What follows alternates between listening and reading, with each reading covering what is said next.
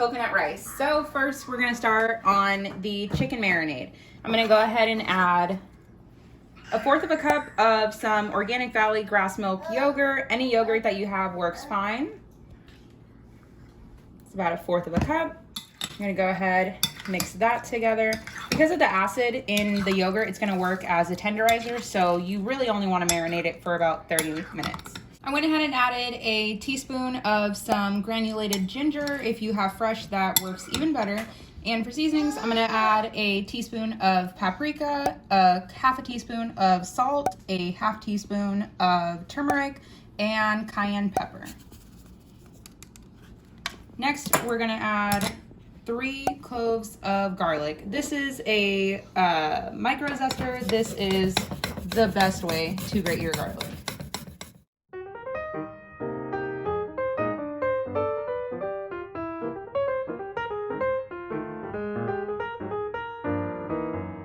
Now that we have the garlic in there, this is homemade garam masala. I'll link the recipe down below, and I'm gonna use 1 tablespoon of that.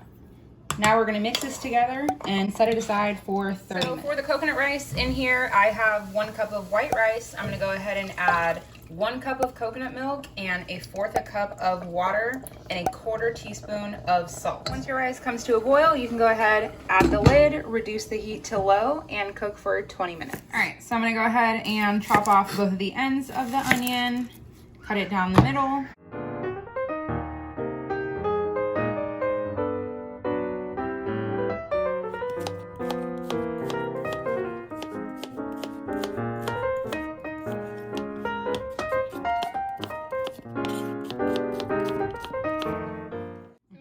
I have 2 tablespoons of butter getting nice and melted, and I'm going to go ahead and add in my chopped onion. And you're going to want to cook it out until they're light and golden in color, probably 4 minutes. Now that the onions have gotten nice and soft and toasty, we're going to go ahead and add a heaping tablespoon of tomato paste and let that cook out until it's almost liquid and nice and rusty in color. About 3 minutes. Tomato paste looks nice and colorful. We're gonna go ahead and add all of the chicken along with all of its marinade. Now at this point, you're not gonna wanna develop too much color. You're just gonna wanna cook out the sauce a bit and have it take on the color of the tomatoes and the onion. Cooking for about 6 minutes. Now we're gonna go ahead and add some fire roasted diced tomatoes. If you have regular diced tomatoes, that works just as fine.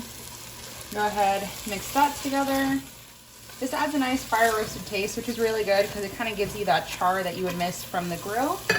Then we're gonna go ahead and add 1.25 cups of heavy cream. Now you're just gonna mix this together until the whole thing is nice and orange, probably a minute. I'm gonna go ahead and let this simmer for about 15 minutes until it gets nice and thick.